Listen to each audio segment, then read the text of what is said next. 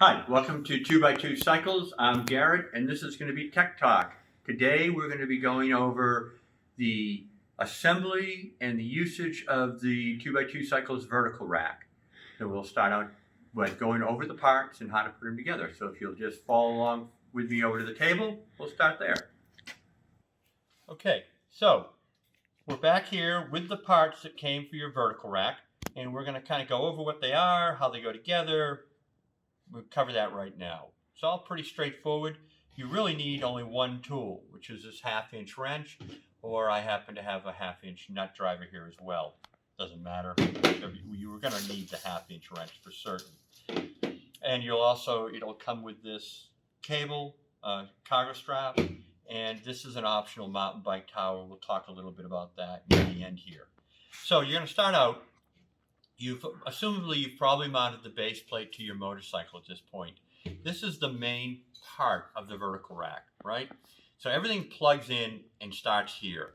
This is the stem, has a depression button here. This plugs into the rack that's now been put on your motorcycle.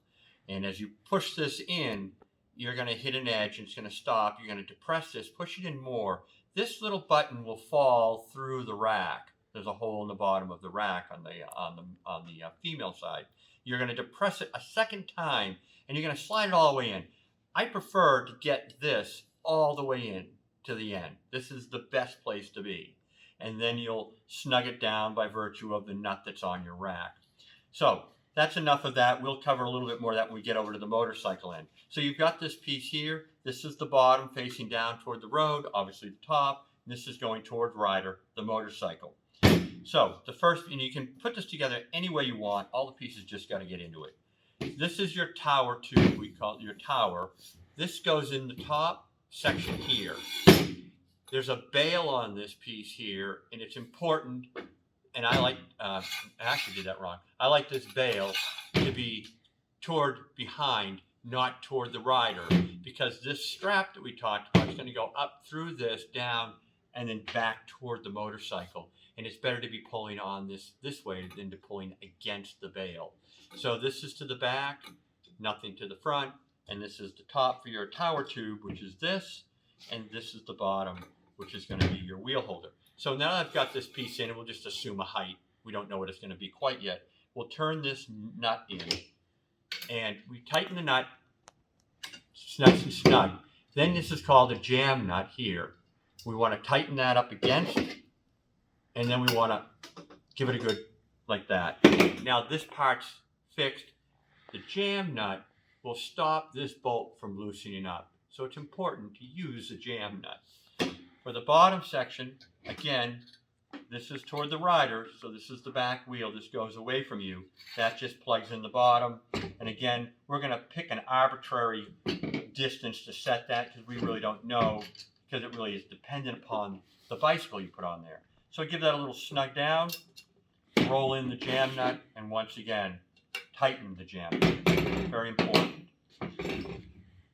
So now you've got the bottom for your wheel. Top is going to hold the fork tower. The fork tower simply just plugs in the top, as you can imagine. And I try to always have the fork tower facing closest to the rider, not away from the rider.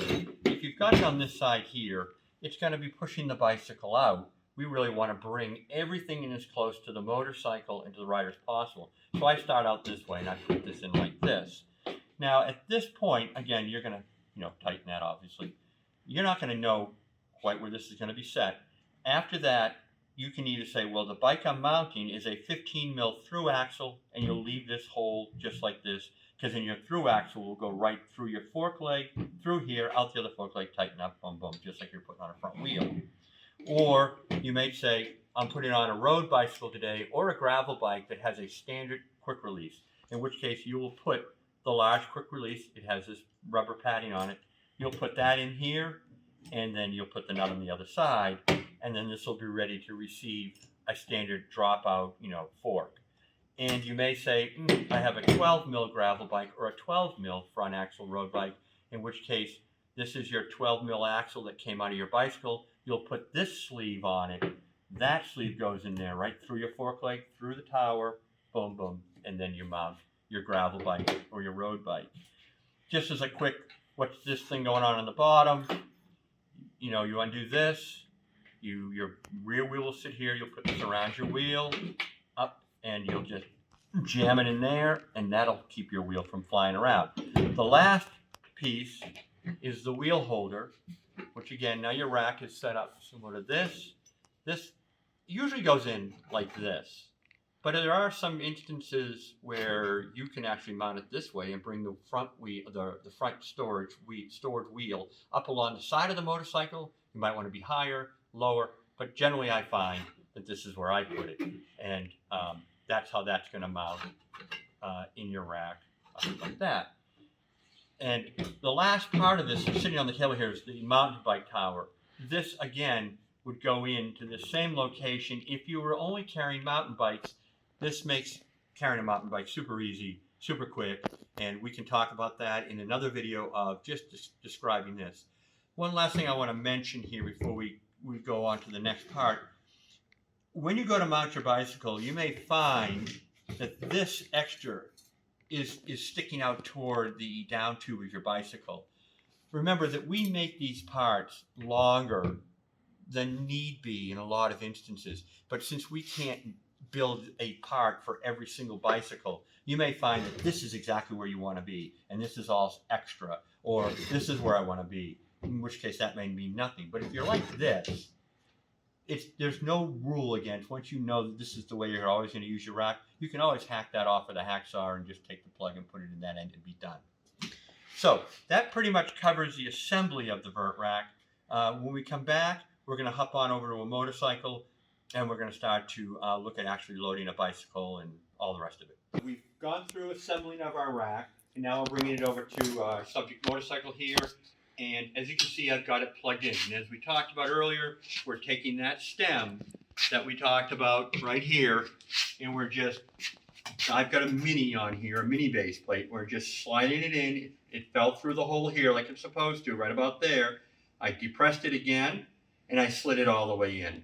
And here's where we see the rack now. So the rack's on there, ready to go, and now we want to load a bicycle. Today, the bike I'm putting on here is it's a 15 mil through axle mountain bike. It's my trusted Yeti. And this is the tower we're using. I'm just going to take my bike. I'm going to have my 15 mil through axle ready to go. Kind of set it here on my box, or you can put it wherever. Doesn't matter. So you're going to pick your bike up. The easiest way I find is I put my hand right here at the neck, and you just bring the bike up, and you just kind of put the fork right over the tower, take your 15 mil through, slide it through, crank it down just like you're putting the wheel on, and set the heel, the rear wheel, right down in there. So now, and as you can see where I've got this set, it's not set, it just needs to catch the wheel. It doesn't need to be way down here. I want it up as high as possible. I don't want anything near the road. That's about the height I like my bike set at. So now that I've got that part on, I've got my through axle in, I've got this stem pushed all the way forward because I want my bike to be in as close as I can. In some cases, you may find your bottom bracket hits here if you had this out of the way, and then you'd have to push this back. Even in some cases, reverse it. So the bike, you clear your bottom bracket. But that's all kind of something you figure out as you go along. My height's been set where I want it. I kept and put a mark on my towers so I know from bike to bike where I'm going to set them up. The next part is you just come down here, and in the one I showed you on the table a few minutes ago, it was a bright high-vis yellow. This happens to be all muddy and dirty. It's the rack I use on pretty much a daily basis. And you just go around the wheel. I like to take 2 wraps, pull it snug, take it up over that wedge in the back, and now that's not going anywhere. So now the bike's ready to go. One last part I got to mention here is you can see the strap here. As we talked about, the bail is facing back. The strap goes up. I only use it as one-sided. Some people want to do 2-sided. Somewhat, it doesn't matter. As long as it's pulling down and forward. With that on there like that, this isn't going back at all, and that's the whole idea of this strap. So use it. It stops this, adds all the strength you're going to need, and it takes less pressure off of here when this is tight. It's pulling the rack forward and it's lifting here. Enough said. Then the last part is how do you put your front wheel on? Some guys want to leave the wheel on. We'll get to that in another stage here. But now I'm going to mount my wheel. So we talked about the large quick release. In your kit for a 15 mil, you'll have these nylon. You put one with the thinner section pointing inward. The other one's going to go on the outward way. So I just put this through my wheel. That fits in there like that. The other one goes on this side. And that's just to kind of protect things. And then you've got the nut for the other side of the quick release. Put that on at this point. If I don't drop it and lose it. Here we go. Put this on here. Bring it in because you got a long way to go on this thing. Like that. That goes through the hole in there, slides down, and just tighten this up until it's adjusted. And I push the wheel in as far as I can on my motorcycle, till I want it there, tighten it up. Now the front wheel's mounted. Now, another thing to be aware of, in some cases, if you're running like platform pedals, they may want to come between the spokes. It doesn't matter. You're only going to be picking up about this much inertia. Never going to hurt your spokes. Stops the wheel from spinning around. Bonus. Don't worry about it. But that's how your bike is now set up, ready to go hit the road. That's pretty much it. Now, there's the last part that I'll mention, but you can go look it up in another video, is the mountain bike tower, which I use, which goes up here, and that basically mounts like this to your bike, up between your fork legs. So instead of going through this, you're just going to drop the fork there, and the bike just hangs in this tower, which would be right there. That brings the bike in even closer. You don't have to do any of that stuff. So that's if you're mountain bike only or you want that option. It's an optional piece just to be aware of.